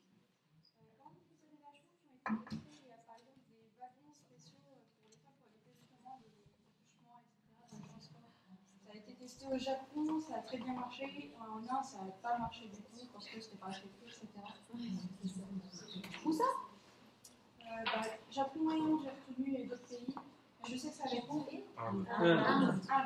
Ça a très bien marché au Japon, c'est-à-dire que c'était respecté, il y avait de la sécurité pour faire en sorte que ce soit vraiment réservé aux femmes, qu'il y ait des différentes choses. Mais en Inde, il y a déjà une page du personnel de la sécurité pour surveiller, du coup il y a des différences. Et au final, ça n'a rien. Et même il y a des gens qui n'ont pas pris, qui ont dit oui, on ne sait pas, on nous discrimine, etc. C'est ce que j'appelle une mesure sparadrap. Donc vous imaginez la fuite d'eau et vous collez un sparadrap dessus. Oui, ça peut soulager les femmes qui ont le problème d'être tripotées à fond de la caisse parce que les métaux sont trop plats, etc. Mais ça ne va pas résoudre le problème qu'il y a des mecs qui font ça. Et donc, peut-être comme une mesure complémentaire, transitoire, ça fait du sens, mais c'est pas la panacée, ça. Hein. Moi, je ne veux pas vivre dans un monde où les femmes d'un côté et les hommes de l'autre côté.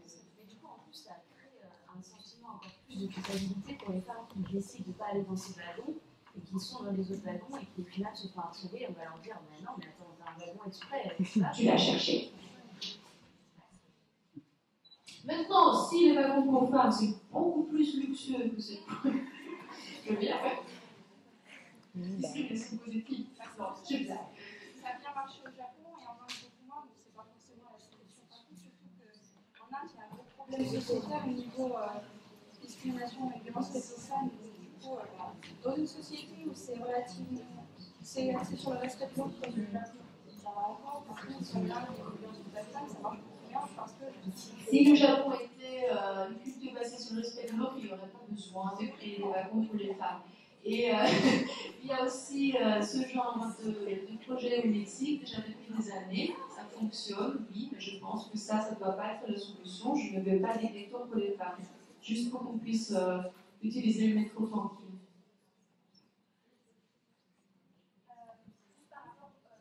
Ça amène aussi encore plus de culpabilité pour les femmes qui ne font pas de cérémonie. Mais c'est aussi la culpabilité en plus pour les hommes qui sont considérés comme des agresseurs, qui soient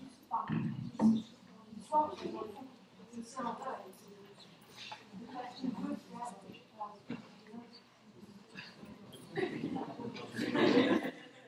Je t'ai compris.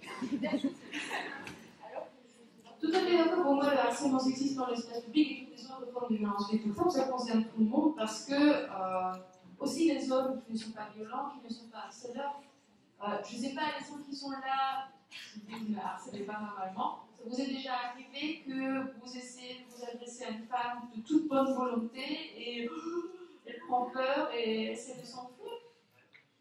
Donc, quel lien vous avez en tant que mec, on vous fait une mauvaise réputation, donc c'est dans votre intérêt qu'il n'y ait plus de harcèlement. Moi, je pense que l'homme, il s'est beaucoup harcelé aussi.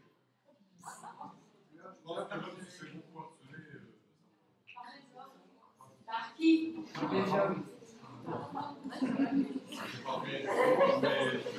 Est-ce que vous le pensez ou est-ce que vous l'avez vécu? Je l'ai vécu et je le pense. C'est dans quel contexte vous pouvez élaborer un peu? Mais parfois, obligatoirement, une violence sexuelle, ça peut être une violence psychologique aussi. Dans l'espace public, par les inconnus? Dans l'espace public, un peu moins. Ouais. Donc, oui, évidemment, quand on regarde les violences dans le couple, dans les violences psychologiques et verbales, c'est là que la proportion des femmes est la plus élevée par rapport à celle aux hommes.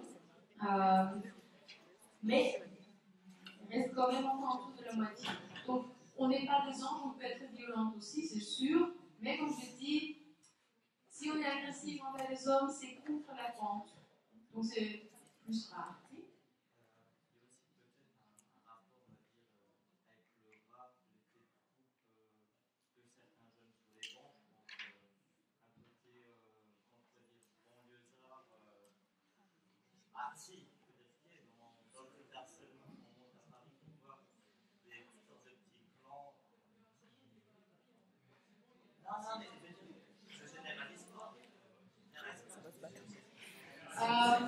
C'est clair que les stéréotypes par rapport aux hommes et aux femmes sont véhiculés par la culture populaire. Mais le rap n'est de loin pas la seule forme culturelle qui véhicule ce genre de préjugés. Quand vous écoutez un peu les textes de groupes, death metal, etc., ça rigole pas non plus. Quand vous remontez dans le temps des chansons de musette, machin truc, ça rigole pas non plus. Donc je pense que c'est le propre de la culture populaire d'exprimer de manière très claire et visible les préjugés qu'il y a dans la société, et le rap n'est qu'une forme parmi plein d'autres.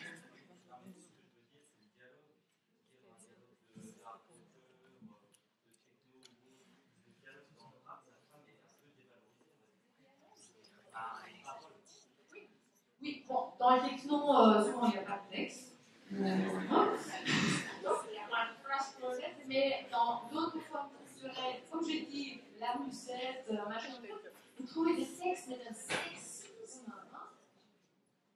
Donc pourquoi viser uniquement le rap?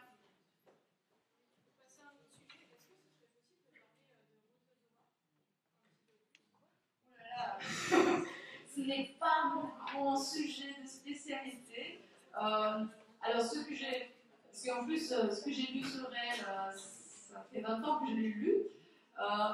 En tout cas, ce que je me rappelle, c'est que c'était en fait un groupe de femmes qui était d'abord organisé dans les cellules rouges en Allemagne et qui, par le sexisme dans les cellules rouges, ont décidé de quitter les cellules rouges et de faire leur propre cellule, donc la Protexora. Le nom vient d'un livre pour enfants que je recommande à tout le monde qui s'appelle Zora la Rousse. Il y a eu une série de télé, bon, moi j'étais jeune, donc vous ne connaissez pas. Mais c'est quand même un très rapport au stéréotype de tout ça, mais qui date des années 40. Voilà. Et ce qu'elles ont fait entre autres, donc elles ont fait que des actes de sabotage, elles n'ont jamais attaqué personne, mais elles ont fait des actes de sabotage contre certaines entreprises textiles qui exploitaient les travailleuses dans les pays du Sud, ça je me rappelle encore. Elles ont... Oui, ça, en fait c'est la seule chose que je me rappelle. Voilà. Il y a un livre en allemand sur les professeurs. Si ça vous intéresse. En français, je ne connais pas les sources, peut-être qu'il y en a, mais je ne connais pas assez. Si vous permettez, je voulais juste passer une information, parce qu'on organise aussi des stages d'autodéfense pour femmes sur Nancy. Du coup, s'il y a des personnes qui sont intéressées dans la salle, on est plusieurs de partie d'un collectif féministe qui s'appelle Debout. C'est un collectif mixte, donc pour les hommes, les femmes et tous les autres. Et parmi nos différentes activités, on a aussi des cours d'autodéfense pour femmes qui sont beaucoup inspirés du livre Non, c'est non. Et soit c'est une micro-formation sur une après-midi, soit c'est une formation plus complète sur 2 jours. Et ça permet vraiment de mieux comprendre, de pouvoir en parler, de pouvoir trouver des solutions et de prévenir. Et voilà, c'est à chaque fois les nanas sont vraiment super, se sentent plus fortes en sortant des stages. Donc si ça vous intéresse, n'hésitez pas à contacter le collectif Debout. Vous me trouvez sur internet, sur Facebook, sur Twitter. Voilà. Bonne idée.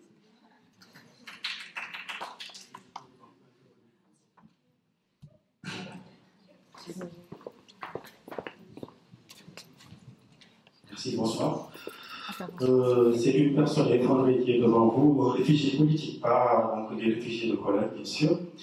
Et je suis originaire d'un pays où nous vivons un racisme d'État, donc un racisme arabo-berbère, donc de la Mauritanie. Je ne sais pas si vous connaissez, vous en avez entendu parler certainement. C'est un pays qui est apostrophé dans ce monde. Et du coup, donc, nous nous sommes tout le temps battus justement parce que l'État, ce racisme, nous vivons depuis 1960 jusqu'à maintenant. Donc c'est une minorité arabo-berbère qui gouverne ce pays. Donc ils sont un peu 20%, et donc les Noirs sont à 80%. Et du coup, ce qui s'est passé, c'est que tout a été planifié justement pour exterminer, épurer les Noirs. Il y a eu un génocide, je vais permettre de faire un peu d'histoire. Il y a eu un génocide en 1989 où il y a eu beaucoup de Noirs qui ont été exterminés de ma communauté. Donc, nos papas se sont battus, qui sont exilés dans les pays voisins depuis les années 86.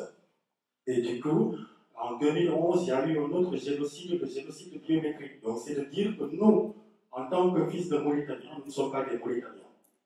Voilà. Donc, ils vont faire un recensement dans le but de rendre fiable le fichier d'état civil, chose qui est normale.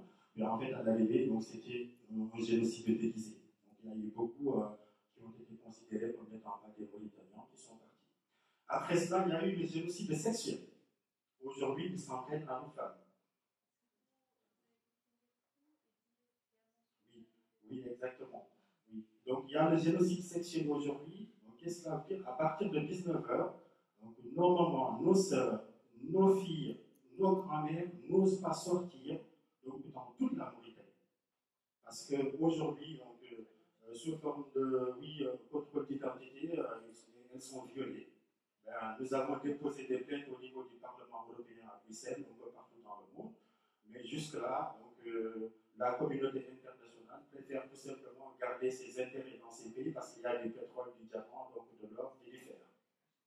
Donc aujourd'hui, c'était de savoir, vu que vous avez, vous faites un peu des conférences dans le monde, est-ce que vous avez une fois entendu parler de cela?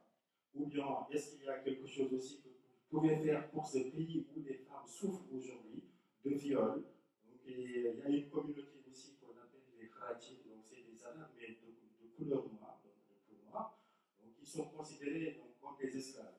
Et ils continuent de vivre leur esclavage aujourd'hui. Donc c'est des femmes, et leur maître vient coucher avec à tout moment. Voilà. Donc ils ont des enfants qui ne vont pas à l'école, qui ne connaissent pas leur papa. Merci.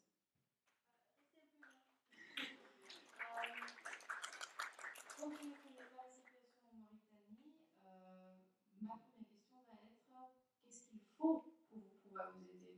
Qu'est-ce qui serait une aide pour vous? Qu'est-ce qu'on peut faire ici? Parce que moi, je n'ai pas d'idée. Une aide, nous, on a déposé récemment, parce qu'il y avait mon leader anti-esclavagiste, donc il était justement sur ça, donc on a fait la prison ensemble. Donc, moi, j'étais étudiant à l'université de Nancy 2 après mes études sur le parti, et je suis revenu en 2013 parce que j'étais emprisonné justement parce que je suis un activiste qui lutte contre toutes les discriminations en Mauritanie dans un mouvement qu'on appelle Touche pas à ma nationalité, TPM. Et du coup, donc, on a essayé de faire bouger les choses au niveau de la communauté internationale, vu qu'au niveau local, c'est l'État même qui encourage cela. Donc c'est l'État même donc, qui est un État violeur, raciste et discriminatoire. Donc du coup, il n'y a pas une possibilité de saisir la justice mauritanienne, parce que c'est des dossiers qui resteront tout simplement donc, dans les oubliettes. Et du coup, on a essayé de saisir l'opinion internationale, mais jusque-là, rien n'a encore été fait. Ce que vous pouvez faire, ce que nous demandons, c'est peut-être essayer de nous aider dans cette campagne de sensibilisation au plan international. Voilà. Donc, nous organisons souvent des marches à Paris, à Strasbourg, à Bruxelles, un peu partout dans le monde, pour tout simplement sensibiliser la communauté internationale, donc pour qu'ils puissent faire quelque chose, qu'ils oublient leurs intérêts de pétrole et autres, et qu'ils puissent s'intéresser tout simplement à cette communauté qui souffre aujourd'hui depuis 1960. Je vous remercie.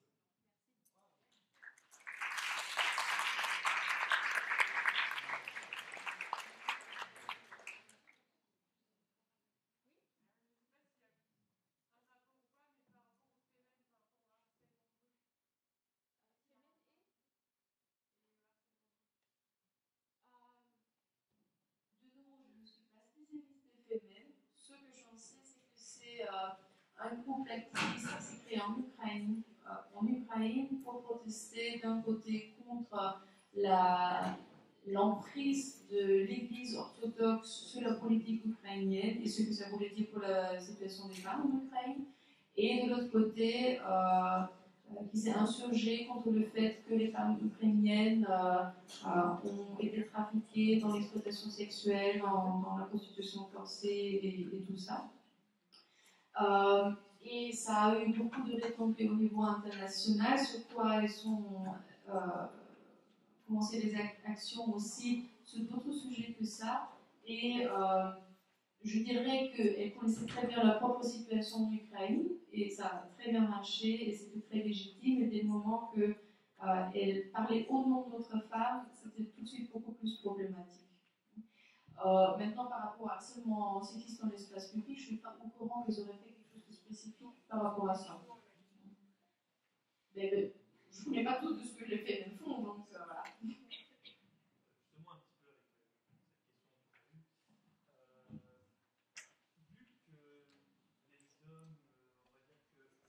Urbain, le milieu dans lequel on vit, ce genre de choses facilite le fait que les hommes sont plus grands que les femmes à agresser les femmes. Qu'est-ce que vous pensez du fait que les femmes agressent les hommes? Qu'est-ce qui fait que... Alors, elle n'est pas sûre, ça c'est une vraie question. Qu'est-ce qui fait que pourquoi une femme agresserait un homme? Pourquoi? C'est pas une question contre féministe ou ce genre de choses. Je trouve vraiment intéressant que quand le sujet sont les violences faites aux femmes, c'est la deuxième fois déjà qu'on reçoit une question par rapport à oui, mais les hommes aussi sont victimes de violences, oui, mais les femmes aussi sont violentes. On n'a pas ce genre de oui, mais quand on parle, j'ai pas des conducteurs de voitures qui conduisent sous l'influence d'alcool. Oui, mais il y a aussi des conducteurs de voitures qui font des accidents sans être sous l'influence d'alcool. J'entends pas la même réponse. Pourquoi est-ce qu'on va chaque fois distraire l'attention d'un sujet que je trouve important pour parler d'autres choses qui ont peut-être sa légitimité aussi, mais qui n'est pas le sujet ce soir? Parce que c'est les deux majorités, alors pourquoi pas parler de minorité? Parce que c'est les violences sexistes aussi. Est-ce que c'est une violence? Est-ce que toutes les violences sont sexistes? Moi, je pense pas. Est-ce que c'est une question stupide? Moi, du coup, j'ai une question plus concrète. Par exemple, là, voilà, on est victime de harcèlement dans la rue. Justement, On n'entend pas. je voudrais savoir, justement, en tant que femme dans la rue harcelée, qu'est-ce qu'on fait? Quelles sont nos possibilités de réaction? J'attends des questions. Qu'est-ce qu'on fait? Alors, il y a tout toute une panoplie de stratégies dans lesquelles on peut choisir selon vos envies, votre état d'âme du moment, selon la situation, tout le temps. Donc à vous de voir ce qui vous convient le mieux à un certain moment. Première stratégie, c'est de ne pas réagir. Tout simplement parce que peut-être vous n'avez pas envie de chaque fois qu'il y a quelqu'un qui vous adresse la parole de monter sur le temps parce que c'est épuisant. Parce que vous trouvez que ça ne vaut pas la peine. Vous avez le droit. C'est pas parce que je donne des cours d'autodéfense que je vous dis qu'il faut devez à tout prix toujours réagir. Voilà. Ça, c'est une option. Des avantages de cette option-là, c'est que votre pôle interpréter le fait que vous ne réagissez pas comme un signe de faiblesse et se sentir encouragé de encore et encore continuer. Donc, c'est un risque qu'on prend, mais ces risques, ça n'existe pas. Autre possibilité, c'est de faire un scandale, attirer l'attention sur moi, parce que des gens qui font des choses dont ils savent que ce n'est pas top, en principe, ne veulent pas trop avoir du public. Donc, c'est un peu aussi la stratégie à plus grand échec que monsieur nous a proposé tout à l'heure, faire un scandale au niveau international, mais je peux aussi faire un scandale dans un bus. Si je dis haut et fort, monsieur, votre main se m'abaisse. Et là, du métro, je vais descendre au prochain arrêt, parce que tout le monde va le regarder, il va se taper la honte. Donc, attirer l'attention sur les faits peut être vraiment. Évidemment, là, le désavantage, c'est qu'il faut oser le faire. C'est pas forcément dans le caractère de tout le monde. Ça marche très bien. Et puis, ça. Autre stratégie serait de chercher des alliés, chercher de l'aide. Et donc, là, vous avez sans doute déjà entendu 30 000 histoires de légendes, de couches jamais, ils s'en foutent, etc. Mais les gens, c'est nous. Comme on est assis ici, est-ce que nous, on s'en fout quand on voit quelqu'un qui est agressé à côté de nous? En général, on se sent plutôt mal. Hein? Et on aurait bien envie de pouvoir faire quelque chose, mais on n'a pas trop envie d'avoir des ennuis, on ne sait pas trop ce qu'il faut faire. Et on ne se sent pas forcément plus personnellement responsable. Il y a tellement de monde autour, pourquoi moi? Et donc, pour casser cette dynamique-là, si vous êtes témoin, si vous êtes victime d'une agression, ce que vous pouvez faire, c'est de dire vous là, avec les lunettes noires. Et donc, je désigne une personne qui maintenant est responsable. Et ce qui se passe souvent, c'est que d'autres gens se retournent vers elle, vont maintenant attendre. Est-ce que vraiment elle va agir? Et en plus, je lui dis vous là, avec les lunettes noires, avec votre GSM portable, vous appelez la police. Autre chose. Donc, je lui donne un ordre concret, je lui donne une piste d'action. Parce que si je lui dis juste aide-moi, et c'est pas ce qu'il me faut qu'on m'aide. Donc, je m'adresse directement à la personne, je les dessine, je fais des choses qui sont pas cool, je pointe ses œufs. Ma grand-mère disait toujours on ne pointe pas avec un doigt nu de gens habillés. C'est ça. Ici, on peut le faire. On leur donne des consignes, qu'est-ce qu'ils peuvent faire pour aider. Ce n'est pas une garantie qu'ils vont le faire, mais ça augmente quand même très fort la probabilité. Et ce qui est chouette aussi, c'est qu'on peut aussi utiliser cette stratégie-là quand on est témoin, sans forcément se mettre en danger pour autant. Autre stratégie encore, ça c'est un peu ma stratégie préférée, c'est l'intervention paradoxale. C'est-à-dire, en gros, dire quelque chose ou faire quelque chose qui est complètement à côté de la plaque. Donc, imaginez-vous, vous êtes un mec qui adore suivre les femmes dans la rue, parce que je vois bien qu'elles accélèrent leur base à leur faire peur, elles se sentent mal à l'aise, mais elles n'osent rien dire. Vous suivez un mec comme, une femme comme ça, et tout d'un coup, elle fait ça. Vous avez fait quoi? Vous savez peut-être trop ce qu'elle fait lancer avec moi, parce que je suis imprévisible. Camille, elle a fait le ressent. Ça peut être un nom verbal, comme je viens de le faire, ça peut être dire quelque chose de complètement bizarre. Bonjour, ça sont les couleurs aujourd'hui. Pour déstabiliser l'autre. Le temps qu'il comprend que ça n'a pas de sens, je suis déjà partie. Ça monte au cerveau. Et puis, il y a aussi la stratégie de la confrontation qui marche assez bien aussi. Confrontation, ça veut dire je pose clairement des limites, je dis clairement ce que je veux, ce que je ne veux pas. Donc, ça peut être tout simplement de dire à l'autre arrêtez de me suivre. Ou ça peut être Votre main est sur mon genou. J'aime pas ça. Enlevez-la tout de suite.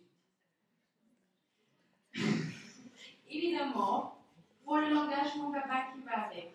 Si je dis votre main est sur mon genou, j'aime pas ça. Ça marche pas. Hein?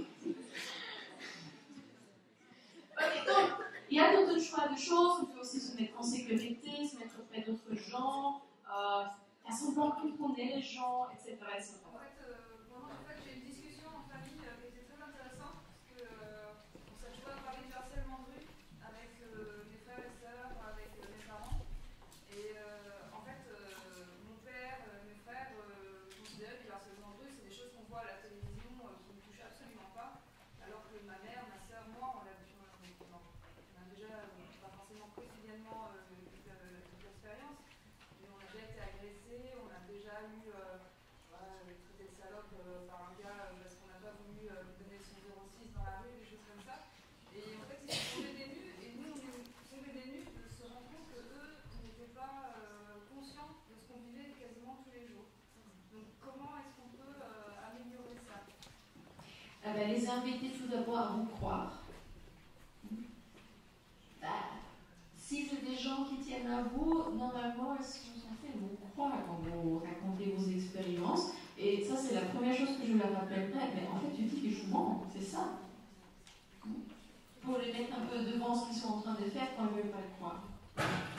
Et deuxième étape, de les convaincre de le prendre au sérieux, de commencer à parler de qu'est-ce que ça veut dire, pour moi, qu'est-ce que ça a comme impact, comment est-ce que je me sens avec ça. Comment est-ce que j'ai déjà changé ma vie à cause de ça, etc. etc. Parce que si on ne le vit pas, il y a vraiment beaucoup d'autres qui n'ont pas l'idée que ça existe et que c'est fréquent et ce que ça fait. Parce que je rencontre aussi des hommes qui disent bah, moi je suis contente si une femme me dit que j'ai des beaux yeux. Parce que tout simplement, leur contexte social est très différent du nôtre. Là, ce qu'on pourrait faire pour peut-être le rendre un peu plus concret pour eux, de leur dire oui, mais je ne veux pas que tu t'imagines que c'est une femme qui te dit ça, je veux que tu t'imagines que c'est un homme que tu connais pas, qui te dit dans la rue que tu as des jolies fesses. Qu'est-ce que ça te fait? C'est tout de suite un peu différent que quand c'est juste à l'envers. Parce que traduire une situation de discrimination, de violence à l'envers, ça ne marche pas parce qu'il n'y a pas tout le contexte d'inégalité autour qui va soutenir le poids que ça représente pour la victime. Et donc, parfois, il vaut mieux de mettre sa pied d'égalité un homme contre un homme, et qu'ils se rendent compte, ça ne me plairait pas non plus que quelqu'un me mette la main sur la fesse, ou qu'on dise ça. Voilà. Juste comme ça, du coup, quand on est mis devant ces faits, on est censé réagir comment en tant que mec? Témoin. Non, mais même, moi, j'ai jamais été témoin, mais admettons, genre ma soeur me raconte qu'elle a été harcelée, je dois faire quoi? Alors, première chose, croyez-la. Oui, je peux bien imaginer que ça vous met en boule aussi d'entendre ça. Mais je pense que la première chose aussi à lui demander, c'est lui demander mais qu'est-ce que je peux faire pour toi? Un peu comme je fais tout à l'heure avec monsieur, je ne sais pas ce qu'il lui faut commettre, je lui ai demandé. Donc maintenant, si elle a des idées concrètes de ce que vous pouvez faire pour elle, voilà. Sinon, ce que vous pouvez faire, c'est vous engager aussi. Si j'ai bien compris, ici il y a un collectif féministe mixte. Enseignant. Voilà, donc on pourrait s'engager sur ce sujet-là. Il y a aussi dans certaines villes des groupes pro la PEC. Je ne sais pas si vous connaissez ça, qui est pareil. Action associative. Alors je vous conseille chaudement de lire le Tumblr ou peut-être l'inviter si vous avez les moyens de l'acheter. Crocodile, parce que là il y a des choses dedans que tout le monde peut faire très concrètement. Donc qu'est-ce que je peux faire quand je me rends compte qu'une femme me regarde un peu bizarrement comme si je voulais lui faire quelque chose? Comment en tant qu'homme, est-ce que je peux lui prendre cette... Je parlais vraiment genre quelqu'un me rapporte, encore une fois l'exemple de ma soeur qui me rapporte qu'elle s'est fait emmerder. Moi, je fais quoi en tant que mec respectable? Dans l'instant où elle me raconte? Oui. Dans la suite, vu que je ne suis pas témoin, que moi, je suis parfaitement correct, à part assumer la culpabilité de ce monde, c'est le... On est d'accord, mais une fois que j'ai écouté...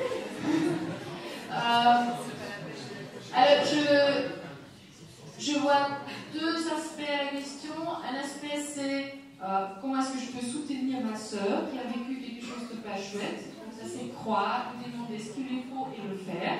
Hein. Plan d'action très simple. Et puis il y a qu'est-ce que je fais avec ce que ça me fait d'entendre que ma sœur est victime de ça. Et donc là, je peux m'informer, je peux en parler autour de moi, parler avec d'autres hommes, qu'est-ce que vous en pensez? Est-ce que vous avez déjà fait quelque chose par rapport à ça? Vous avez déjà traité ces témoins? Parce que je pense que plus d'hommes prennent conscience de ça, moins ça va être facile pour des harceleurs de continuer à harceler. Et ça, c'est quelque chose que chacun peut faire là où il est. Et continuer à m'informer, voir toutes les différentes possibilités que j'ai d'agir, et peut-être un jour aussi passer à l'acte.